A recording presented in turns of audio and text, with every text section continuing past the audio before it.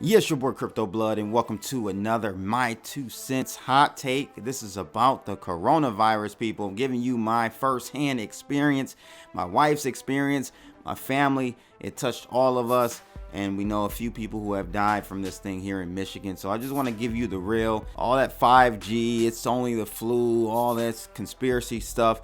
Sure, there may be some conspiracy in this as far as who created it, where it was created. I don't think it was made in the wild. I think this is definitely a man-made virus. So I'm gonna put my tinfoil hat on that aspect. But other than that, I'm doing this video really to just make sure those who are not in hotspot areas take this thing seriously, because eventually it will spread and possibly affect you, and I just want everyone to be safe out there. So better have the facts than the fiction, right? So make sure you guys like, share, and subscribe, and click that bell. I'm out of here. Holla! All right, people, we just leaving Walmart. I've just started recording. You did. You did not tell You didn't tell us. It doesn't matter. I'm starting now. So what's going on, YouTube? Is it live? We're just, no, it's not live. Yeah, I'm out and about with the family. I said I would finally, when things kind of cleared up and settled down, I would do a video to go through my COVID-19 experience, myself, my wife, my daughter, and I guess we're gonna do that now. We're just leaving Walmart, getting some more materials for the mask that we're starting to manufacture, and you guys will see kind of some B-rolls of two of the local hospitals here, one of the bigger, or two of the bigger health systems, their parking lots.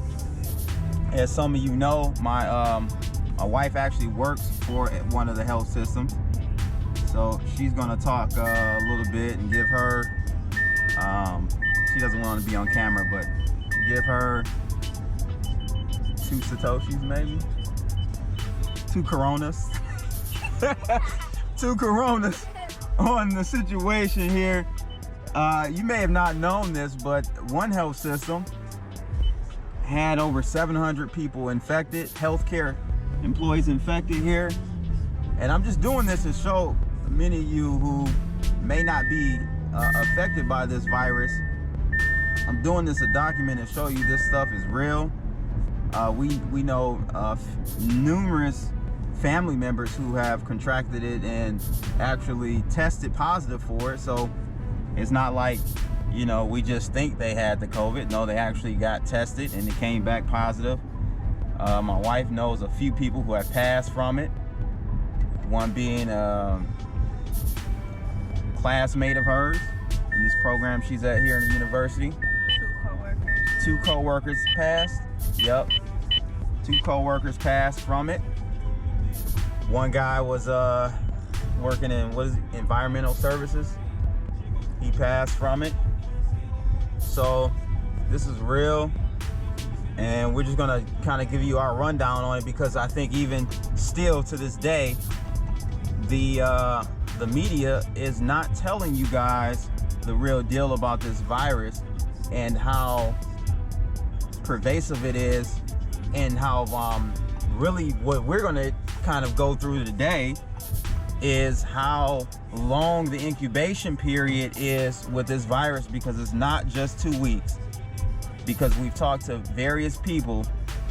My wife just talked to my daughter's friend's mother, and their family experienced the same scenario, and it was more than 2 weeks. Like, you get your first symptoms like 5-6 weeks prior to you actually getting sick. At least with us, it was what, 5 weeks? It was around my daughter's birthday. My daughter got sick on a Wednesday. Okay, she got sick on Valentine's Day. She had like dizzy spells and stuff like that, right? And you threw up, and then mommy took high fever, and then mommy took you to the doctor, right? Yeah. And Babe, what the doctor say? She was tested for influenza A and B, the typical flu swab. Some of you probably have experienced it. Yes, it did. It hurt my little baby. It came back negative for both, and the doctor said, oh, I suspected that. Every kid that's coming this week has had all of these symptoms, and they've all tested negative for the flu. And she gave us a complete breakdown on how the symptoms would go, and she hit every marker for it. And it took her, I would say, about a week to get through it. After about 3 days was when she went to the doctor, and we got home, and a day or two later we thought that she was fine, and we had actually sent her back to school because she was fever free for about 3 days at that point. And then the vomiting and the disorientation started. She was literally just walking down the hall like stumbling. She was very unbalanced. Then she snapped out of it like kids do, and she said she was fine. And shortly after that, maybe a week or two later, I started having dizzy spells, and I kind of just slept it off. I'm like, okay, well, you know, kids in close proximity to their mom, like she was coughing in my mouth and Oh everything. man, my daughter was hacking like never before. Like dry cough, hacking, just kept coughing. And at that point, we're just thinking, okay, it's just a virus that she has. And after my wife had the dizzy spells, a day or so later, I had the dizzy spells too. Yeah. And then it got to my grandma's. Yeah, both of our moms got sick after that, And my daughter had gone to both of their homes. Yeah. Now, granted, at this point, this was week 3. This would have been the week after Valentine's Day. So that last week of February, because my mom's birthday is in the last week of February, and she was sick on her birthday. Right, she sure was. She sure was. So that's week 3, right? Yeah. Or 2, week 2, week 2.5, something like that, right? So then again, like, my wife gets sick, dizzy spells, that weird stuff. I get the dizzy spells, get sick for a day or 2 or Then we 3, snapped out and of then it. it stopped, right? Completely stopped for 2 weeks. About 2.5 weeks. Oh God. Sorry about that. Had some technical difficulties. So we got better for about 2 weeks, and then you came back down with what? What were your symptoms then? Because my wife was the one that got sick first, the second go around. I thought it was seasonal allergies initially. Like, I felt very congested, like almost like a head cold. So I took the normal allergy medicine that I take every year around this time. We have a horrible pollen here in Michigan. And the symptoms just did not subside. And they started to get worse and worse with the sneezing, the coughing, the hacking, the extreme mucus. But the headache was persistent for days. And she had body aches. So I started taking, at that point, I'm like, okay, this is not allergies. Let me give Mucinex a try. I did Mucinex for 2 days, and then I thought I was okay. And then about 3 days after that was when the high temperature started. Right. And so by the time my wife had the high temperature, I think I started coming down with the symptoms, I think. You were like a day behind. I was a day or 2 behind my wife, and I woke up, it was Saturday morning, it was Friday night. I woke up Saturday morning with the craziest lower back ache, like really, really bad backache, lower back, and a headache that I've never experienced before. It was so persistent. It was just throbbing. Didn't matter what you did. I took Tylenol, and we don't even take medicine like that. But we had to take some Tylenol to try to at least, Well, the Tylenol didn't work for me. When the headache started, by the time the headache started, I had already had a fever that was not able to be broken. The highest temperature I got up to was 104, and I realized the Tylenol wasn't working, and we were told not to take ibuprofen. Right. So I just personally wanted the headache to stop. I'm like, I can deal with a fever, I can just rest and continue to be hydrated. So went out for Excedrin. The Right. Excedrin tension headache or migraine extra strength, whatever the Excedrin is. And when the Excedrin didn't work, I became a little bit more worried than usual about whatever type of headache it was. It may have been, I've had migraines in the past, and this was like a migraines times 3. Like my eyeballs I thought my eyeballs were going to fall out. That's how I The felt. pressure was so intense. So for whatever reason, this COVID-19, it gets in your nasal cavity first, then it travels after days or weeks. It progresses through and gets to your upper respiratory for some people, and it varies for different people, and I'm going to talk about that.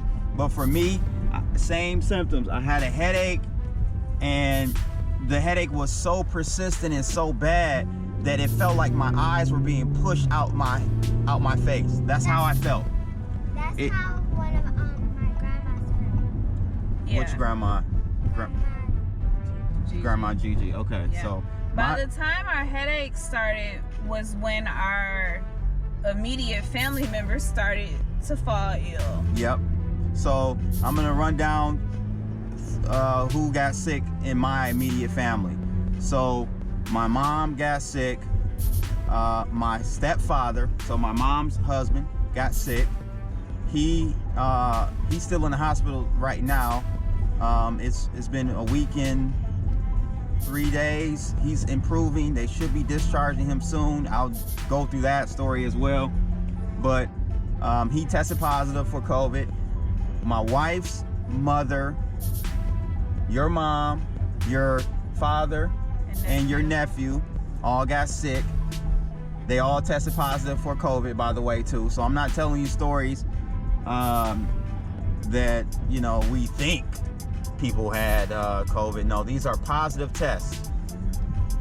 It's interesting because my wife's aunt actually had the dizzy spells back when a week after Elle had the dizzy spells, right? Mhm. And she fell down the stairs Yeah. from it. She felt sick or whatever, Like me. and she actually went and got tested, and it came back negative. So this is another thing that's happening. You're having But when she tested the second time, it is positive. She got tested a second time because she got almost deathly ill, Yeah. and it came back positive the second time. So what I'm trying to explain to you guys is this thing literally, from what we've experienced through our family and through my daughter's friend's mother's family, my wife just talked to them today, it's literally a 5-week process. Yeah, And and you- after the headaches stopped, the extreme in my temperature, within an hour span, I went from 104 to 90. It was like 96. So your body, it's not able to function properly like that. To have extreme temperatures, to get really, really hot and almost like boiling on the inside, and then to have a sudden cool down like that. And there You know? have been reports of patients having low temps, which Yeah. is common too with this thing. You don't always persistently have a high temp. You can go through spells of low temperatures, which is just as dangerous. Yeah, and then a day or two after the extreme temperature spikes, the cramping and the body ache started. And the Yep. cramping was similar to, obviously I'm a mother, they were like contractions. Like they started in my back, like extreme lower back pain, Yeah, that's and then what they happened would with me. suddenly wrap around into the front of my abdomen to the point where I couldn't stand up straight. The body aches were so intense. It hurt to even walk on the floor because my feet like were in such pain and I couldn't hold my body up. And she would just run out of breath going downstairs. So we haven't got to that part. So the extreme fatigueness, that's what I experienced. I didn't get it as bad as my wife. Thank God I didn't have it didn't set up in my respiratory system, but it was I started to feel shortness of breath, but it never progressed past that. So extreme fatigue, I'm talking about I slept for literally like 48 hours, or like, you know what I'm saying, like I was sleeping for days on end and only waking up to possibly do a video or, you know, send emails or whatnot. So this is what we've been experiencing. So my wife got to the point where she got so sick, we're like, okay, well, you need to go just get tested, because I remember you saying if any other case or scenario that you gotten so sick at that one low point where if she didn't know about this COVID stuff, she would have gone to the hospital even sooner. But she knew that COVID was going around. We were, you know, I've been on this thing since January 22nd, first time I did a video. My daughter's getting sick of me every day watching coronavirus videos, but I've been up on it, so we possibly knew that this could be the case. She working in a high risk environment herself, I kind of figured that, you know, we would get infected, but I didn't think it would come from the little one and not that's, you know, from my wife. But again, my stepfather tested positive, which most likely my mother is also positive, and she's still dealing with a cough. Your father, her father was tested positive 3 weeks ago. Yeah, and was hospitalized again, and they tested him 3 weeks later, and he's still testing positive. So it's 3 weeks and some change now that he's tested positive for this. They're just not telling you guys the whole truth about this virus and how long we just don't know how long it lasts. We don't know, you know, now there's studies going around showing that people are being able to be reinfected. Other stories and studies going around now that are gaining some traction that some people don't ever create the antibody for it. So now we're talking about a vaccine that won't work for you. My experience again was probably on the milder side, but even the mild, this is the thing, like my case, I still was like, man, this is the worst. Like I've never felt that fatigued and drained in my life. The one thing that you guys should pay attention to is if you lose your sense of smell and taste, you might actually have the virus. Yeah, even though all of our family members, including us and my friend that I was speaking to, had different symptoms, and they all kind of came and went at in different orders, everyone consistently lost their taste and smell. Consistently. There wasn't one person that didn't. So I think that's a bigger indicator than they're saying. Yeah, I think so too. Initially they were kind of saying it was only 30% of the cases they had out of China or something had that. But here in Michigan, everyone I know, that's one of the symptoms. A buddy of mine that's in Texas, shout out to my man TC, he lost sense of smell and taste. Same symptoms as me. Lower back pain, excruciating lower back pain, body aches, fatigue. But he actually kind of bounced back and is only, I think, have a little like runny nose or whatnot. So it didn't hit him as hard. So what we're saying is, no, it's not like a death sentence when you get this thing. But the issue is, and my wife can attest to this, The issue is are the knock-on effects and how long people are down. Even if they wouldn't have put a lockdown period in our state, people still wouldn't have been at work because it takes you out for 3, 4, 5 weeks. Yeah, because now I think I feel okay. Like, I haven't had a temperature in days. But you're having. But one morning I woke up and I was gasping for air. I could not breathe, and the breathing was so labored to even form a sentence. You could hear the mucus and the junk rattling in my lungs. So had to go to the emergency and ended up having pneumonia. So these symptoms keep arising from this, and you think you're okay, and then if I didn't have that morning, I probably would have returned to work at that point and would have had to be taken back out. Yeah, so it's just crazy, guys. I mean, how many people do you know that's contracted this? We know a couple of people that are in, they're on ventilator, right? You know, Yeah. One lady is on a ventilator right now. Again, like I told you guys, my stepfather he never went on a ventilator, but he was hospitalized for a week and some change, was on 20% oxygen assistance, pure oxygen, and it's real. Like, my mom took him to the hospital. And here's another thing, as you guys can see the B-rolls, and again, my wife will explain this, and I've witnessed this too.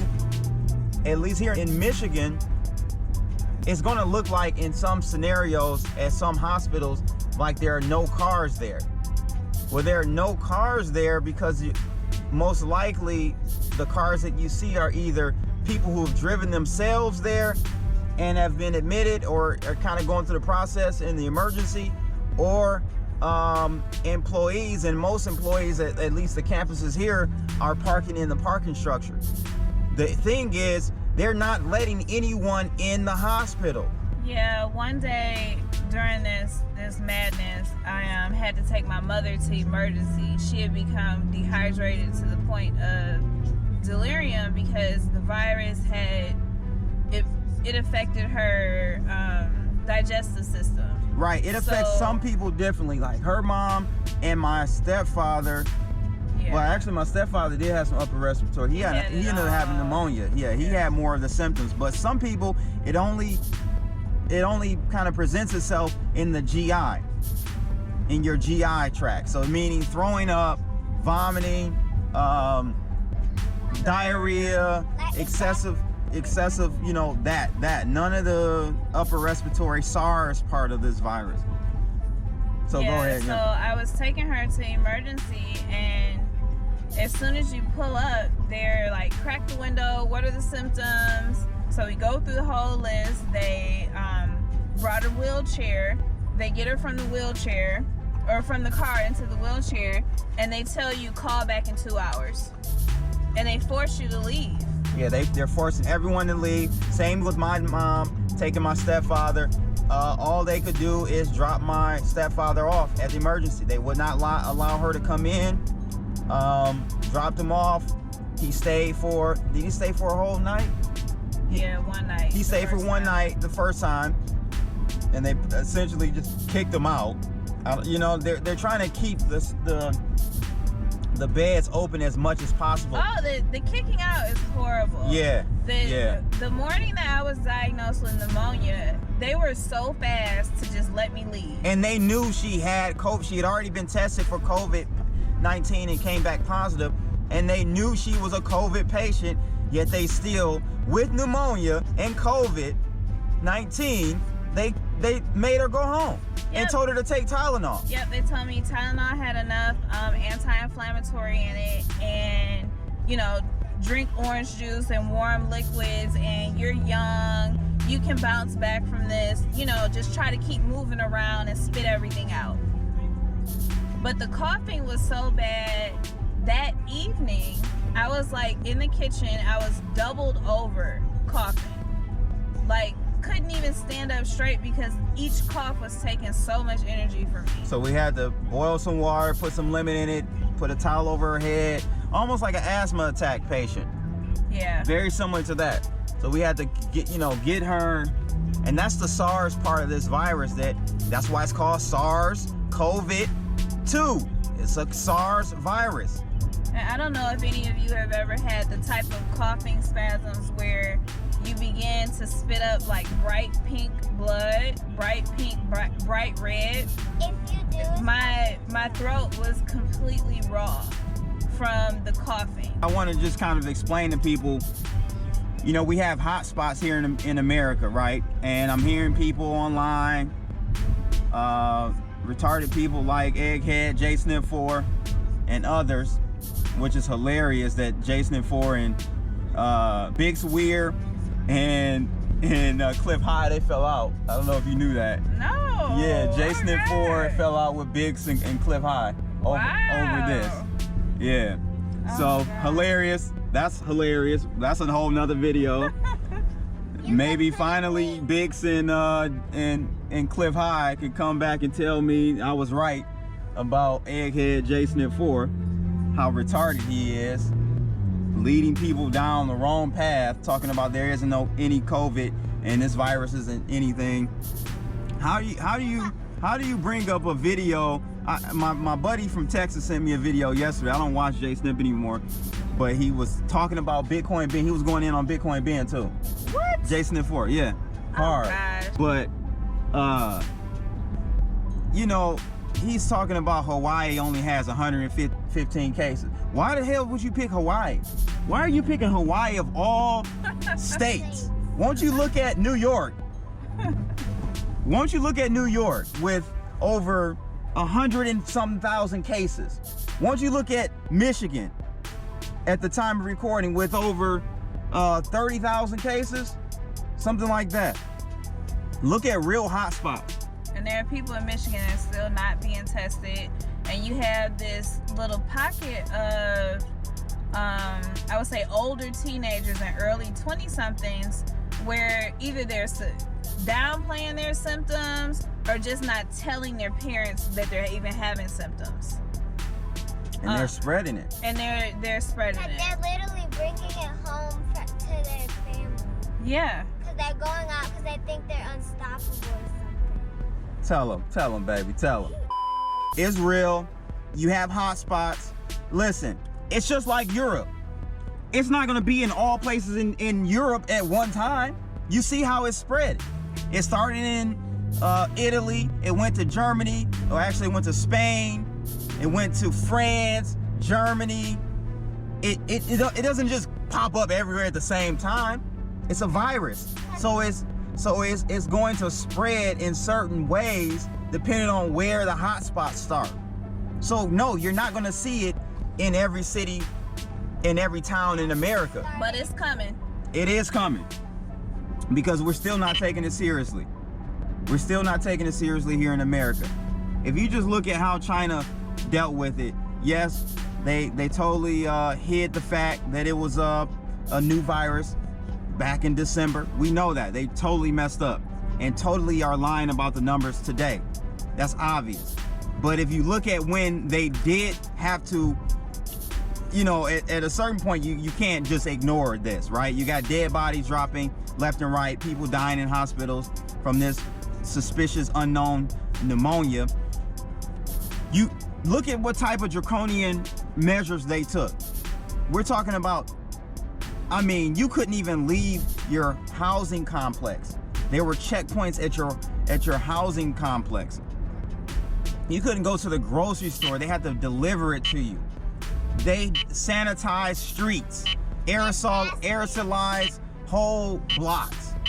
That's the type of stuff that we're not doing here. They wear masks by default. That's in their culture to wear a mask when they're sick. But everyone had a mask.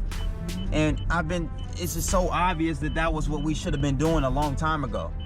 Yet we didn't. It's just crazy. So we just, we're not taking the necessary steps to really clamp down. They call it the hammer and dance. We're not hammering this down yet. And this is going to continue to spread. to more cities and more cities, because it only takes one person to infect 25,000 people after 10 rounds of this.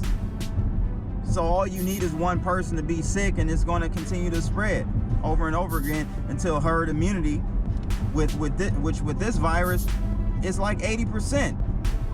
You need to get to 80% to achieve herd immunity with this particular virus. We can't afford that. We can't afford that. So yeah, people, we just wanted to kind of give you our experience with the whole situation. Just be, if it's not in your area, don't let your guard down. Take this opportunity to get supplies while no one thinks anything is wrong. That's a whole nother situation we could talk about in another video about the supply chain and how grocery stores are still empty here. And it's been weeks since, you know, people have known about it here in Michigan. So just take the opportunity to stock up on stuff. You know, if you don't have a mask, take the opportunity to try to, you know, either make one, buy one from me, look online, do your own. Like, take this stuff seriously, people, because it's not going away. This thing has an R0 of around 3.5 to 4, which is very virulent. It spreads very easily. And so that means that death rate of maybe 2%, you know, I'm going to give it a benefit of doubt. That I'm sure there are a decent amount of people who have not been tested for this, but have contracted this. So that would definitely bring the denominator would definitely come up a little bit. So I'll give you the benefit of the doubt. Let's say that the death rate is only 2%, 1.5%. But if it infects hundreds of millions of people, that's a lot of people that are gonna die from this. We've already, you know, it just needs to be taken seriously, people. It really needs to be taken seriously. And we don't know, because, you know, I've evidently recovered from mine, and mine was a fairly mild case. I have antibodies, but I don't know how long those antibodies are gonna last. I don't know if they're gonna wear off in a year or what. And I'm very skeptical about getting a vaccine for this crap, because I think it's gonna be too rushed. So I'm just gonna make sure I, you know, continue to take this thing seriously, wear my mask when I go out, wash my hands. The washing the hands is important when you get home. Of course, if you're not touching your face and putting your hands in your eyes, but more importantly, this is what they're not, you know, they're finally kind of in a soft way letting you know it's airborne, but what they're not explaining it, this thing is mostly spread through airborne, aerosolized droplets. That means when you're talking, you're spreading it. So mask up as much as you can, and be safe out there. Let me know your experience with this COVID thing in your city, and we're just gonna try to be safe here. It's your boy Crypto Blood. I'm out of here. Holla.